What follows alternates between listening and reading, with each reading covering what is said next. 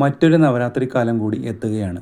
ഇത്തവണ എപ്പോൾ പൂജ വെക്കണം, എപ്പോൾ പൂജ എടുക്കണം തുടങ്ങി നിരവധി കാര്യങ്ങൾ പലരും ചിന്തിക്കാൻ തുടങ്ങിയിട്ടുണ്ടാവും.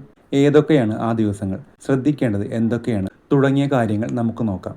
ഇത്തവണ നവരാത്രി ആരംഭം സെപ്റ്റംബർ 22 തിങ്കൾ മുതൽ ഒക്ടോബർ 1 ബുധൻ വരെയാണെന്നാണ് പ്രത്യേകം ശ്രദ്ധിക്കേണ്ടത്.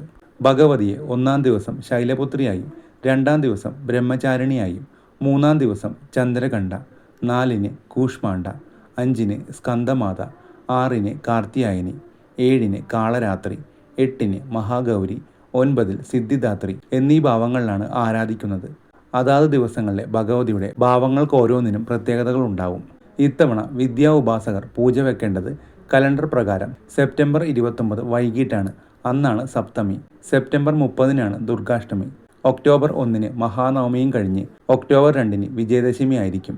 അന്നേ ദിവസം വിദ്യാരംഭ ചടങ്ങുകൾ നടക്കും. അതായത് ഒക്ടോബർ 1-ന് നവമിയും 2-ന് ദശമിയുമായിരിക്കും എന്ന് ചുരുക്കം. പൂജ വെക്കേണ്ട സമയം ഏതാണെന്ന് നോക്കാം.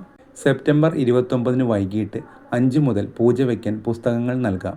6:45-നാണ് പൂജവെപ്പ്. ഒക്ടോബർ 1-ന് ബുധനാഴ്ച വൈകിട്ട് 6:45-ന് വാഹനപൂജ നടക്കും. ഒക്ടോബർ 2-ന് വ്യാഴാഴ്ച രാവിലെ 7-ന് പൂജയെടുക്കാം.